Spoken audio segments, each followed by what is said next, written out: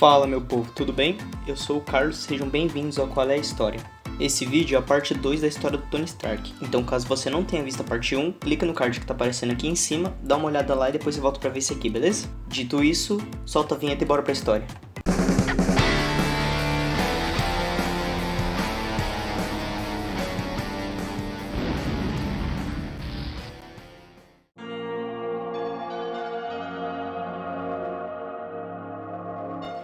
A história começa com o Tony desenvolvendo mais uma de suas armaduras, já que depois da experiência de ver uma frota de alienígenas pronto para invadir a Terra, ele ficou um pouco paranoico com a ideia de proteger o mundo, mas isso estava fazendo muito mal para a mente dele.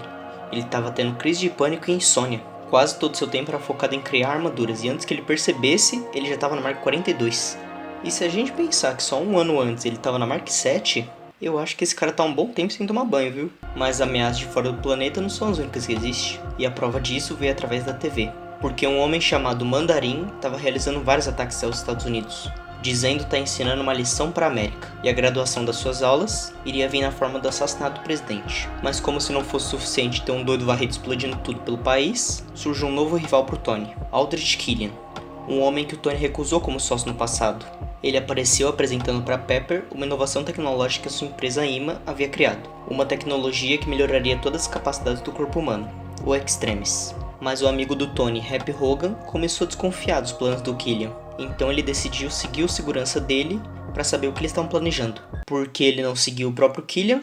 Eu não tenho ideia. O Happy então o seguiu até um shopping, mas teve a sua investigação interrompida por uma grande explosão que o colocou em coma. A explosão foi considerada mais um dos ataques do Mandarim. Então o Tony, enfurecido pelo acidente do amigo, acaba ameaçando publicamente o Mandarim e revelando seu endereço para ele. Tanto problema evitado se ele soubesse calar a boca. Depois disso, o Tony foi para casa e começou a procurar alguma forma de encontrar o Mandarim, até que ele chegou à conclusão de que ia encontrar sua primeira pista no Tennessee. Mas antes de investigar, uma mulher que o Tony conheceu no passado, chamada Maya Hansen, resolve reaparecer. A cabeça da Pepper chega a coçar nessa hora.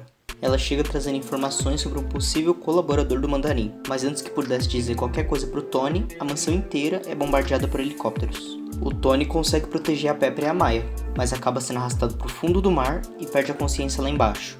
Depois disso, ele é levado pro Tennessee pelo Jarvis. Porém, a armadura tinha usado muita energia na luta e na viagem, o que acabou deixando ela zerada. O Tony então passou a vagar pela cidade até que ele chegou na casa de um garoto chamado Harley Kinner. Esse garoto ajudou o Tony na sua investigação e depois disso levou ele até um bar onde ele ia conseguir alguns arquivos, que iam revelar tudo pra ele. Mas antes de conseguir ler o arquivo, ele é atacado por duas pessoas com superpoderes, e sem a sua armadura, ele precisou improvisar. O cara virou uma MacGyver agora. Depois de conseguir se livrar dos dois, o Tony vai embora, e no caminho ele descobre que Aldrich Killian estava trabalhando junto com o Mandarim, e que tantas explosões quanto os super-humanos que atacaram o Tony foram criados a partir do Sor Extremis, que ou te dá poderes, ou te explode que nem um ovo no micro-ondas. O Tony então conseguiu falar com o Harley, que estava carregando a armadura na sua casa. Quero só ver quando chegar a conta de luz dessa bagaça. O garoto então colocou o Jarvis no telefone, e ele contou pro Tony o verdadeiro local do esconderijo do Mandarim, Miami, Flórida.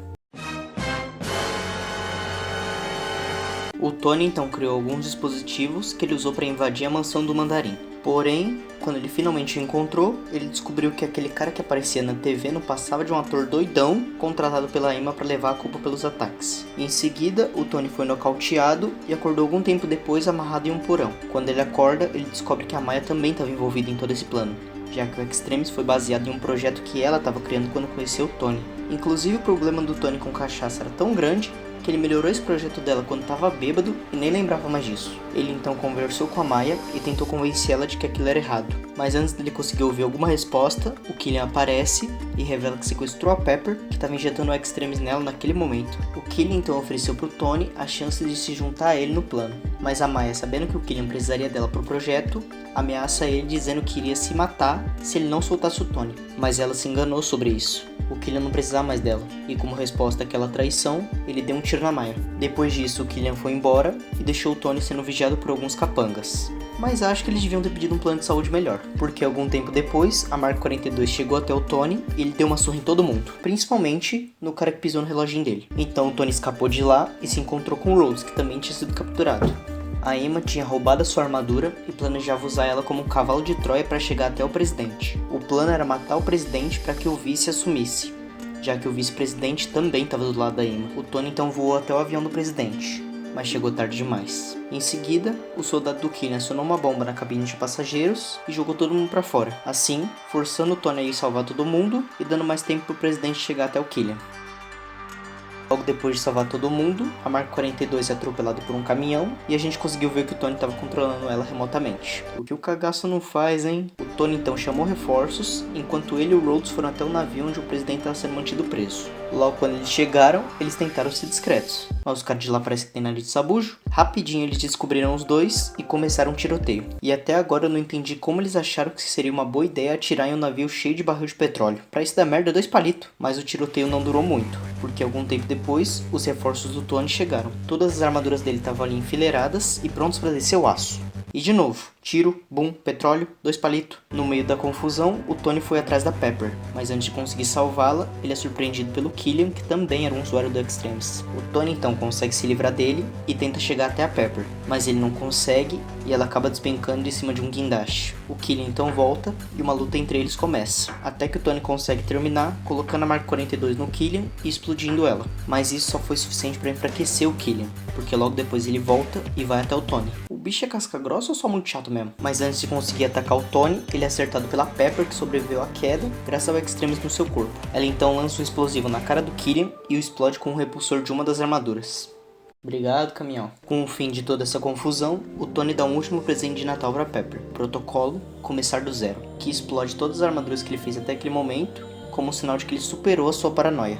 Ou será que não? Ele então consegue encontrar uma forma de retirar o Extremis do corpo da Pepper e também faz a cirurgia para retirar o reator e os estilhaços do seu peito, coisa que eu não sei por que diabos ele não fez antes. Por fim, o Tony se livra para sempre do seu antigo reator, arremessando ele no mar, e junto com ele, o antigo playboy egoísta, porque agora só tinha sobrado o herói, Homem de Ferro, que continua arrogante e metido, mas ninguém é perfeito.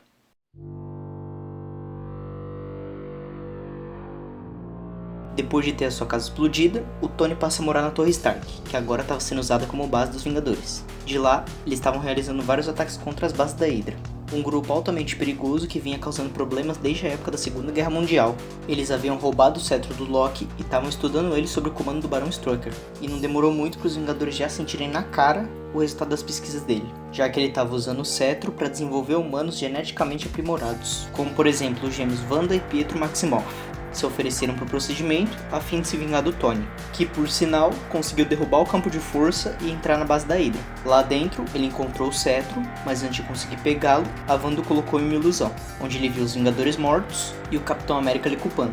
Depois de sair da ilusão, o Tony pega o cetro, em uma cena muito bizarra que eu não entendi até hoje, e os Vingadores voltam para casa. Depois disso, Tony começa a analisar o cetro para entender o seu funcionamento. E ao fazer isso, ele descobre que o cetro pode ser a chave para criar uma inteligência artificial que ele vinha teorizando com Bruce Banner, o Projeto Ultron. Os caras já colocam nome de vilão no bicho, eles sabem o que vai acontecer. O Tony então convence o Bruce a ajudá-lo e os dois passam os dias seguintes trabalhando nisso. Mas sem resultados positivos, eles decidem dar um tempo e ir até uma festa que estava acontecendo. Então, depois que a maioria dos convidados foi embora, os Vingadores estavam se divertindo tentando levantar o Mjolnir, e falhando miseravelmente. Mas a diversão foi interrompida quando um dos robôs do Tony simplesmente apareceu na sala do nada. Esse robô na verdade era o Ultron, que havia acordado, mas não da forma que o Tony e o Bruce esperavam, porque ele decidiu que a melhor forma de conseguir paz para o nosso tempo não era combater na ameaça de fora do planeta, mas sim exterminando toda a raça humana que só sabe criar guerras e caos entre si.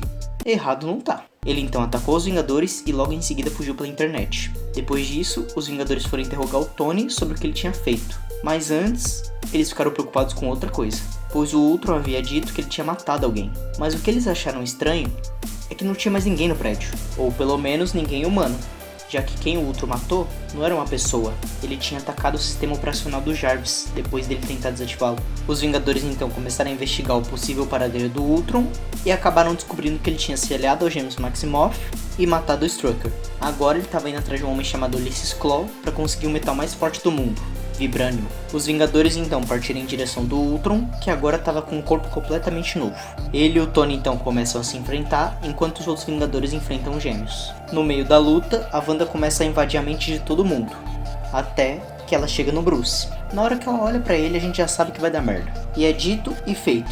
Ela invade a mente do Bruce, que se transforma no Hulk e vai até uma cidade próxima, assim forçando o Tony a usar uma armadura gigante que ele e o Bruce tinham desenvolvido para conter o Hulk. O Tony então tenta levar ele para fora da cidade, mas sem sucesso, ele é obrigado a lutar ali mesmo. Então, depois de muita destruição, ele finalmente consegue nocautear o Hulk. Os Vingadores então vão até uma fazenda e, para surpresa de todo mundo, era a casa do Gavião Arqueiro, da sua esposa e dos seus 2 filhos. E como se não fosse surpresa suficiente, o Fury aparece por lá e revela que eles têm um aliado que está atrasando o Ultron.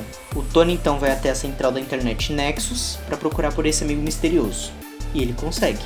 Esse aliado era Jarvis, que tinha conseguido escapar do ataque do Ultron e estava mantendo ele longe dos códigos de armas nucleares. Sabendo disso, o Tony pede ajuda do Bruce mais uma vez para colocar o sistema do Jarvis dentro de um corpo que o Ultron estava criando. Esse cara não aprende nem quando se ferra, mas rapaz. Mas o Capitão América chega acompanhado dos gêmeos Maximoff e, imaginando que de lá poderia sair um novo Ultron, tenta impedir eles. A voz da razão. Mas o Thor chega e, sem dar explicação nenhuma, usa o seu raio para energizar o que faltava do corpo. Todo mundo fica num cagaço desgraçado, mas por sorte quem sai de lá não é um Ultron. Porém, também não era o Jarvis. Era algo novo, uma nova existência. O Visão. O Thor então explica que a razão por ter ajudado era porque o Tony estava certo. Eles iam precisar do poder de Visão para derrotar o Ultron. Ou mais especificamente, do poder da joia que tinha na testa dele. Porque ela era uma das 6 joias do infinito. Que são gemas que concedem grande poder ao seu portador. Mas essa explicação não foi suficiente para acalmá-los. Porque eles ainda tinham dúvidas de que lado o Visão estava. Porém, ao conseguir levantar o Mjolnir, ele prova que é alguém digno de confiança. Já que a magia que Odin colocou no martelo só permite que os dignos o usem. Depois disso, todos foram para Sokovia, onde o Ultron estava esperando por eles. O Tony e o Visão vão direto até ele, enquanto os outros lutam contra o exército de robôs. O Visão então consegue desconectar o Ultron e impedir que ele fuja pela internet. Aí já viu, né? Tirou criança da internet e o bicho pega. O Ultron então ativa um controle que faz com que toda a cidade comece a voar. O seu plano era levar ela o mais alto possível e depois derrubar tudo que nem um meteoro. O Tony então vai até os propulsores e percebe que não tem uma forma segura de fazer a cidade descer. A única forma de salvar o mundo era estilhaçando a cidade. Porém, isso ia custar a vida de todos que moravam nela. Mas por sorte e por roteiro, o Nick Fury chega com o aeroporto aviões e começa a tirar os civis de lá. Os Vingadores agora só iam precisar segurar os robôs por tempo suficiente para que todo mundo saísse de lá. Eles então vão até os controles e começam a descer o cacete em todos os robôs que se aproximavam. Então, depois de conseguir se livrar da maioria, eles vão contra o Ultron. Mas ele consegue fugir e roubar os jatos Vingadores. Ele então começa a atirar contra eles, mas eles conseguem resistir. Mas quando ele foi na direção do Gavião Arqueiro, o Pietro usou um carro para protegê-lo. Porém, ele acabou sendo metralhado e morreu. O Hulk então pulou no jato e jogou o Ultron para fora. A Wanda o encontrou e destruiu seu coração, entre aspas. Mas um dos robôs conseguiu girar os controles e derrubar toda a cidade. Tony e Thor então foram até os propulsores e usaram todo o seu poder de fogo para destruir a cidade. Por fim, o Visão encontrou o último corpo do Ultron e o destruiu. Assim, terminando de vez com aquela batalha. Os Vingadores então foram para casa. A missão tinha sido cumprida com sucesso. Bom, essa foi a história de hoje. Muito obrigado por ter assistido até aqui e não esquece de se inscrever no canal e compartilhar o vídeo com teus amigos. Porque logo eu vou lançar a última parte e não ia ter graça você assistir até aqui e perder o final, né? Também clica no gostei porque isso me ajuda demais a continuar motivado e postar cada vez mais. Por hoje, fiquem com meu muito obrigado e fui! O Tony então chamou reforços, enquanto ele e o Rhodes foram até o navio onde o presidente estava esperando. O Tony então consegue se livrar dele e tenta chegar. O Tony então consegue se livrar dele e tenta chegar até a Pepper. Mas ele não consegue e ela acaba despencando de cima de um e também resolve fazer a cirurgia para tirar o Eles tinham roubado o cetro do Loki e eles haviam roubado o cetro do Loki e estavam estudando ele. Como por exemplo os gêmeos Pietro e Wanda, pois o Ultron tinha dito que ele tinha. Os Vingadores então começaram a pesquisar. Ela invade a mente do Bruce, que vira o Hulk. Ela invade a mente do Hulk, assim forçando o Tony a usar uma armadura gigante que ele e o Bruce tinham e estava mantendo ele longe dos códigos. Tony e Thor então foram até o